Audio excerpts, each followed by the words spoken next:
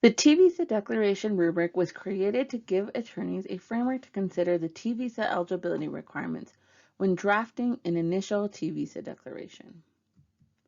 CAS Training and Technical Assistance Team created this rubric to help attorneys to assess whether they have captured the necessary requirements for the T visa in their client's declaration.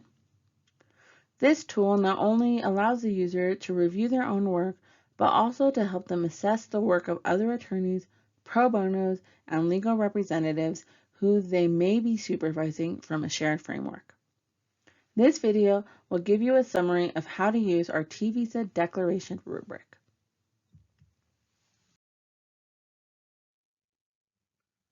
The goal of this rubric is to have a shared standard to assess a T visa declaration and provides a framework that puts the reader and the writer on the same page.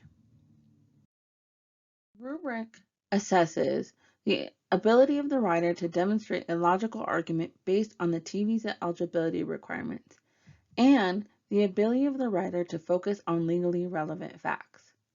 For clarification, this rubric is for training purposes only, is not based on USCIS's assessments, nor is it legal advice. If you haven't already done so, make sure you complete the Human Trafficking Defined and T visa Part 1 e-learning courses, which will provide in-depth guidance on the legal definition of trafficking and the eligibility requirements. There are 3 levels of analysis in the rubric to identify where there is room for improvement in the client's declaration. Each section of the rubric is divided by the eligibility requirements of the T visa, and each requirement is assessed on 3 levels of analysis: proficient, developing, and beginning. In a proficient declaration, the writer demonstrates a strong grasp of the T visa eligibility requirements, and the work needs little revision. In a developing declaration, the writer demonstrates an intermediate grasp of the T visa eligibility requirements, and some work would need to be done prior to submission. In a beginning declaration, the writer demonstrates entry-level understanding of the T visa eligibility requirements, and the work would need substantial revision prior to submission.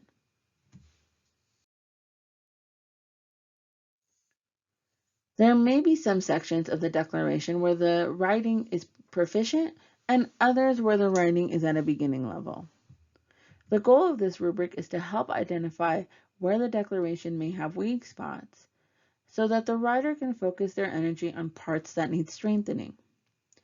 Each section will look similar with a series of checkboxes to mark indicating whether the writing is proficient, developing, or beginning.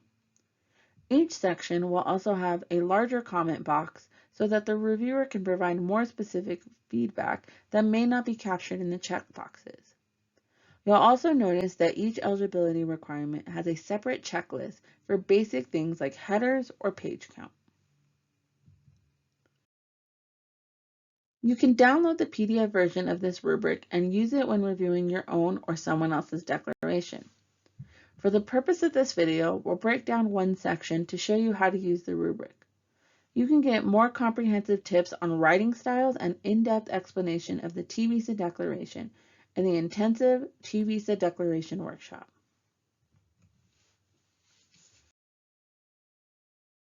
Let's use the severe form of trafficking section of the rubric as our example. This section is the primary source of evidence of the applicant's victimization. The goal here is to explain the victimization in a trafficking context using the applicant's own words. The rubric for severe form of trafficking section focuses on the overall trafficking victimization and breaks down the analysis by the ends, means, and process model to make sure each element of the legal definition is met. In analyzing the declaration, the reviewer is checking whether the writer identified and distinguished the trafficking facts, focused the writing on material facts, and whether they have facts to support the severe form of trafficking legal definition. The reviewer can compare to what extent the writer has met this task and can then check the box that corresponds with the writer's level of proficiency. The reviewer also has space for additional comment. Let's look at a snippet of what this might look like in a client's declaration for this section. Suppose the writer wrote the following. Lester threatened to call the authorities to have me deported if I ever refused to work. He would yell and threaten to call immigration on me if I didn't do all the things he wanted me to do. I wasn't allowed out of the house for any reason, so I really didn't have any other option but to obey him and do what he said.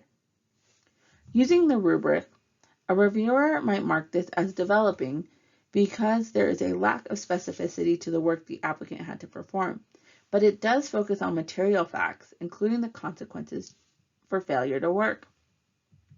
While the reviewer might check off the box for developing, they would put a helpful comment to let the writer know what they could have explained further.